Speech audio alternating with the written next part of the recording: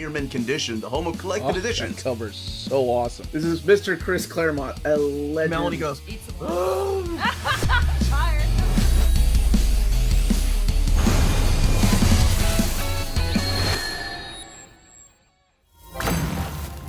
Hey, all you minties, Uncanny Omar here from Near Mint Condition, the home of collected editions. And join me today for your advanced look at the What If Into the Multiverse Omnibus, Volume 1 from Marvel Comics. So let's go ahead and take a look together.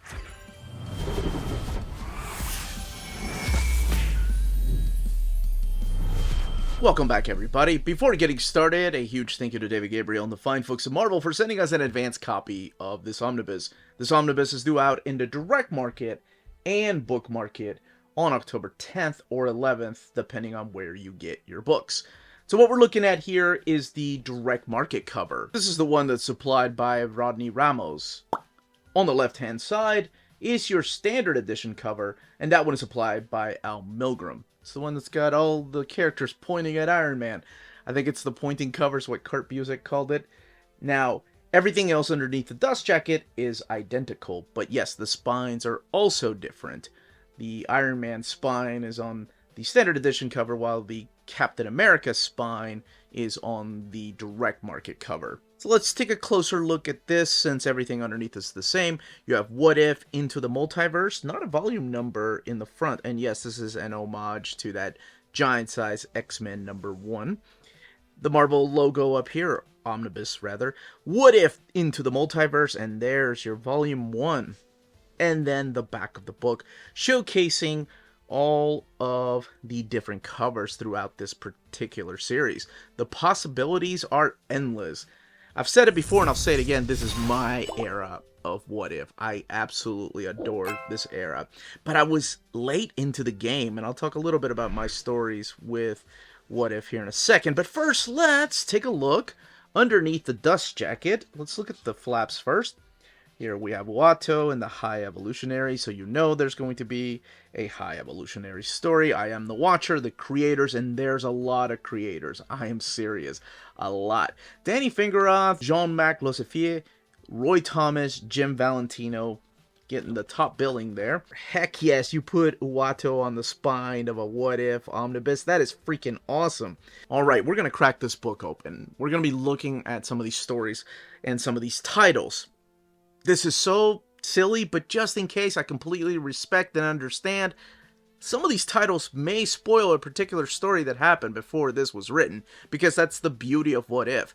What if something had gone a different way and blown up the entire universe? But all kidding aside, yeah, then, you may be in the middle of reading something like, oh, I don't know, Daredevil Born Again, or the High Evolutionary War, and the stories or titles may spoil something for you. So just in case, I don't know, little spoilers. Alright, let's go ahead and crack this book open. Okay, here we go. Here's your bluish end sheet. Another picture, I believe that's Tom Morgan of Watto. And I wasn't kidding when I said a lot of creators. That is definitely a Ron Lim piece right there. Peter B. Gillis, Roy Thomas, Danny Fingeroth, Jim Valentino, Doug Murray. That's just the top billing. But then you also have people that are writing these particular stories that to me were pencilers and inkers, like Harry Candelario. I always found that really interesting. Or Sholly Fish. Pencilers here, Steve Ditko, Ron Wilson, Greg Capullo.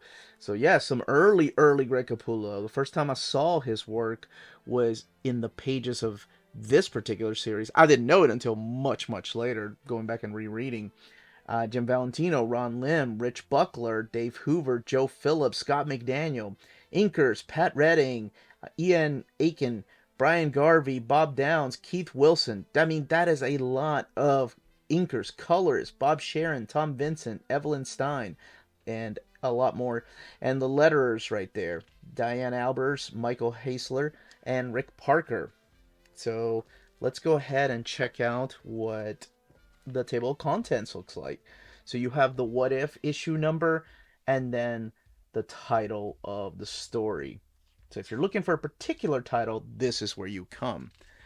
And we kick it off with what if Iron Man had been a traitor. So this is what if number 1, but this is a different what if number 1. This is the one that came out originally in 1988.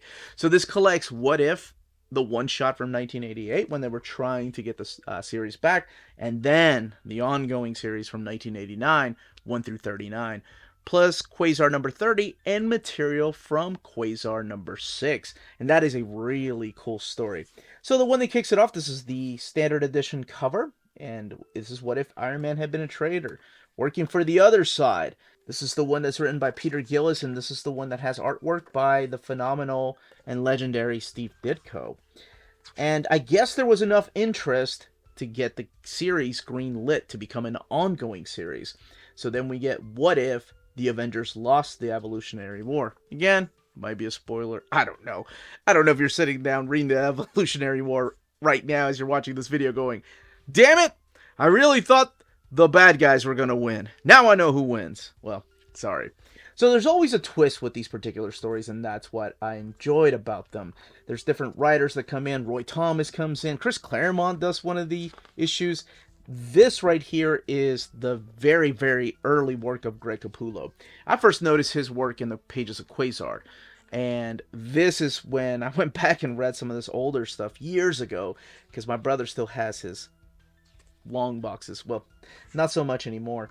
But this takes place during the events of Born Again. As a matter of fact, they kind of tell you where these stories take place from the monumental Born Again storyline.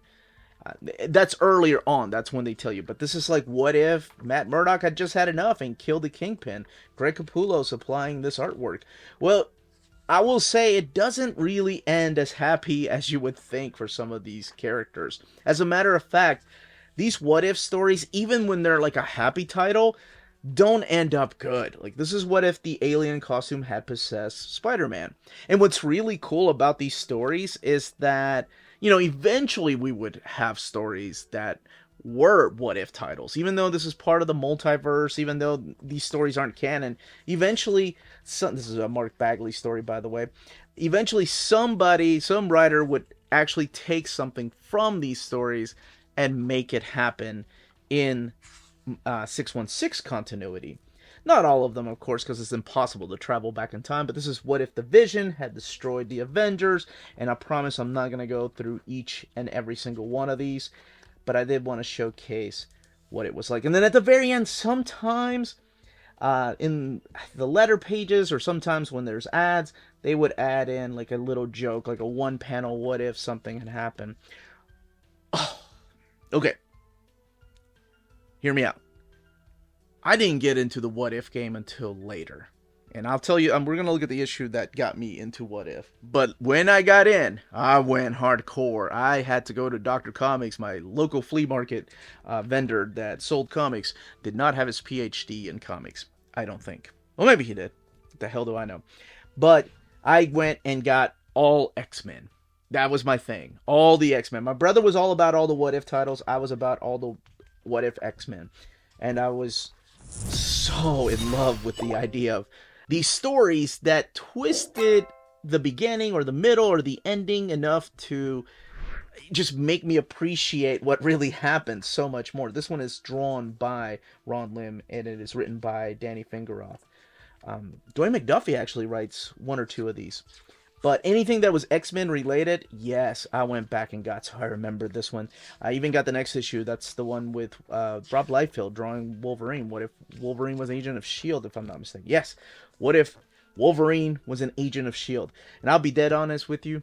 I haven't had a chance to go back and reread this book. I just opened the spine up 3 different times. But I've got these stories so memorized and in my head that I can just flip through here and tell you a little bit about it. But yeah, this is Rob Liefeld drawing this particular issue. However, if I remember correctly, Jim Valentino does the layouts, if I'm not mistaken. Yes, Jim Valentino does the layouts. Scott Williams, who probably most people know Scott Williams from Jim Lee's art, is the inker on this. So it looks so awesome. I love this. Like, you know, Rob Liefeld was still new to the game, the comics game, when he was doing this. He wasn't on my radar until he did that issue of New Mutants that introduced Cable. So anything that had to do with X-Men, I would go back and get. And I would skip issues of What If Iron Man. I would eventually read them through my brother because he was the big What If collector. He loved the idea of heroes losing and not getting their way. This is based on one of my favorite covers of all time. It is the only single issue, Uncanny, or X-Men rather, X-Men 114. It wasn't Uncanny yet. It is the only issue I have signed by Stan Lee, Chris Claremont, and John Byrne. And that issue just means a lot to me because when I was a kid, I kept staring at it at the day the X-Men died. It's Jean Grey pushing Professor Xavier. And I was like, what happened to the X-Men? They're still alive. I'm reading them now. What made them think they were dead back then in issue 114?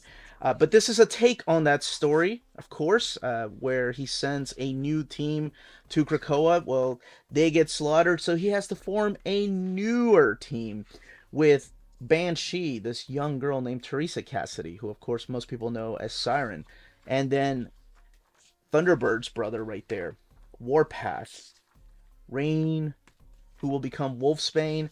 So it's stories like that that you take a really popular, sometimes not even that popular or well-known story, and give it a twist. Like a twist of lime. Okay, I promised I wasn't going to talk about each and every one of these, but man, it's so fun. I'm not going to lie. This is so fun just to flip through because it just brings back a lot of memories. We would go to the pharmacy to read these. My brother and I. Then the pharmacist eventually would tell us to leave. It's not a library. And then I think he just felt bad for us because my mom and dad would go to the coin laundry mat next door. And we were bored for a couple of hours. So right next door was a pharmacy that had the spinner rack with comics. And I remember so much of like going and reading these particular issues until I was able to afford them and own them. This comes into play later on, by the way. That's why I wanted to come back to issue number 9. This, believe it or not, is a crossover with Quasar number 6. Small little crossover.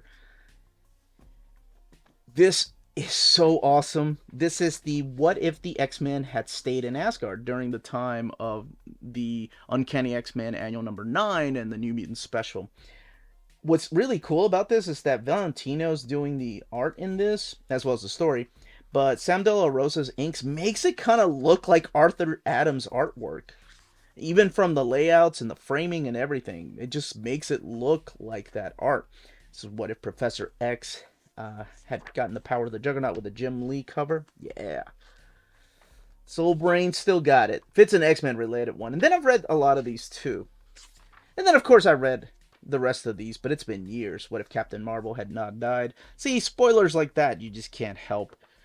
I'll come back to that issue number 9 to tell you exactly what the crossover is. Now, for the people that were worried that this was not going to contain What If number 16, it is in here and it is intact.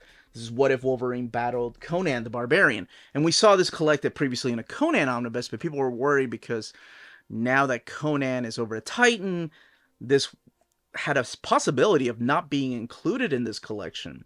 Well, I can tell you it's here. Red Sonja shows up. Everything is intact in here, including, I think this has got a ending that, yeah, including this little part right here. So, worry not. This is a good one. This is one of my wife's favorites. She just borrowed my omnibus as soon as I got it and read these. So, it was my brother that got the subscription to What If, because he loved the idea of these alternate realities. My buddy Matt, who's was a big comic book reader, is the one that tried to get me into these. He had like 5 of them. He's like, "You like What If?" And I'm like, "Man, I've seen them. It's not canon." Pfft, I was so snooty. Not for me. No, thank you. I like my books canon. That's it. This is an interesting one because this is a 2-parter.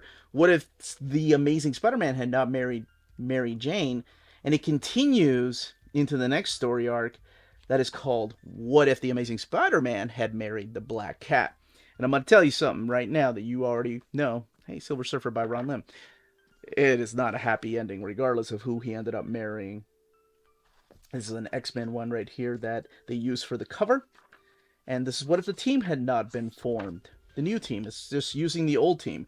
And I like this one because it's that twist of like, oh yeah, these characters weren't around in the X-Men. Well, most of them weren't when the Phoenix Saga happened or when the Proteus Saga happened. So it's really cool to see them and how they would handle it. This is what if Wolverine was Lord of the Vampires.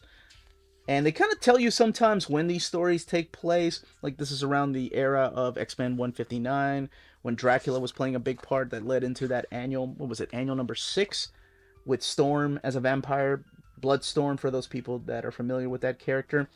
Has the Punisher becoming the Sorcerer Supreme for a while. It gets ridiculous. Here's the story of Quasar, and if I'm not mistaken, this is the this is the Atlantis attack stories. What if the heroes had lost Atlantis attack? Yeah. Well, that's another one that spoils how Atlantis attacks ends for you. Sorry. All right, this is the one I gotta talk about. What if the Punisher had killed Daredevil? So my buddy Matt had a stack of What If comics. He's like, you gotta borrow these. So, and I buy a stack, I mean like 5 of them. But they were stacked to a kid like me. Like, I set them aside for, oh my gosh, a month. And then at school, he was like, dude, did you finish my comics? And I was like, no, man, I'm busy reading X-Men or Batman. I don't care about What If. He's like, just read them. This was the first one that I read on his stack. He had 26 and then a few others. I can't remember what they were, but I remember this one. And it was the first one I read, and I was like, oh, that's good. That's a really dark twist. So the story is about what if the Punisher had killed Daredevil. Keep in mind, it has nothing to do with Spider-Man. This is what I liked about it. So he shoots Daredevil dead. This is during their big fight in issue, what was that, 193, I think. Actually, they tell you where it is. Yeah, right there, 183. So I was off by 10 issues. So they have this big fight, and he accidentally kills Matt Murdock. So Foggy calls out to Spider-Man, and Spider-Man's like, what? He killed Matt Murdock? He killed Daredevil? So Spider-Man goes on a rampage and goes after him. He ends up getting shot, but he doesn't get killed. He gets sent to the hospital. And of course, long before social media or the internet, word spread like that. There's breaking headlines that Spider-Man has been hospitalized, and they unmask who he is. So the villains like Silvermane, goes and kills poor Aunt May, like blows her up in her house. Yeah, right here. Warmest regards, Spider-Man from the Silvermane family. What the hell? I was like, what? Spider-Man, Aunt May had nothing to do with Daredevil. Cloak and Dagger go after the Punisher. The Punisher goes on this whole vendetta against the Kingpin because he holds him responsible for all the heroes coming after him. Peter Parker wakes up from the hospital bed, like, going crazy. He's like, you killed my Aunt May? It's your fault. And Punisher's like, I didn't kill her, man. They get into a fight. He ends up killing Peter Parker. Oh, man, like, just shoots him dead. And then he confronts the Kingpin. And the Kingpin has him, like, breaking his neck. And the Punisher's like, oh, yeah? I always come with a second plan. You always got to have a backup plan. And he blows everybody up. And there's your ending. And that's all she wrote. Because I was like, can I borrow some of those What If comics now? I'll borrow some more of those. And he only had 5. He's like, dude, I only had 5. Those are like the greatest ones. He didn't even have any X-Men ones. But it led to me and my brother paying more attention to these at the pharmacy whenever they were on the spinner rack. So eventually I got to the point where I was like, okay, if I see an X-Men one, maybe I'll go ahead and get it. And I did. And it was this issue, which is like a part 2. I didn't even know until years later, till I went back and got the first part of it. I want to talk about this one, because some stories, I want to make sure I'm being as thorough as possible, even though I didn't reread these. Some stories like this one here have like 2 possibilities. So this is what if the Fantastic Four's second child had lived. And it's got 2 stories in here. Will she save the world or destroy it? Well, let's just say the first one is a really dark story. What if she had lived? And then, you know, you can see what happens there. You can even tell by the artwork that it's a little bit darker. And then, what if she had lived? And this is a little bit of a happier story here. This is the Cosmic Powers issue right there. I believe, if I'm not mistaken, that is Scott McDaniel that did that cover. I think? Yeah, Scott Allen McDaniel. So that's what I thought. His art looked a lot different by the time he was doing Fall from Grace. And then, of course, a lot different by the time he had done Nightwing. So I didn't have this one, but it was the next one. Issue 33 is when I was deciding, okay, I'm going to get all of the What If X-Men titles. That's why, like, 3 or 4 years ago when I was doing my most wanted Marvel Omnis, I said I wanted I wanted the What If X-Men collection. Just X-Men stories, because those meant so much to me, even though there are some better stories in here. But this is the first one I got. Off of the at the pharmacy, after a year of reading for free, I actually bought the comic of What If. And it was a really dark story again of what if the Phoenix rose again. I didn't know it was a follow-up to the previous issue 32, because sometimes there's two-parters through here. And you're going to see a five-parter. And this is what if the Phoenix had not died. So this is what if the Phoenix rose again, and it ties it into the world of Days of Future Past. And let's keep going through here, because this is the one that made my brother decide to get the subscription. This is What If Nobody Was Watching the Watcher. I believe that's what it's called. What If No One Was Watching the Watcher. Yeah. These are just little stories, and he was like, oh, they have to do this again. This is so cool. Some of them are 3 panels. Some of them are splash pages. Some of them are like two panels or 1 panel. What if you were Spider-Man? This is Aaron Lepresti. And you'd be dead. You're no superhero. Fill your name in here. And then what if you were the Red Skull? You wouldn't be dead, but you wish you were. What if Galactus fought Ant-Man? This is a follow-up to a previous little goofy story about the Spider Baby, but this is a little bit longer.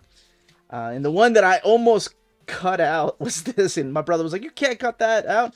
So eventually he did get the subscription, and it led into, I think, issue 37 was his first one. And this is all, yeah, because I wanted this one, and he wouldn't let me have it, so I had to go and buy my own. But this is what if Wolverine had been Lord of the Vampires.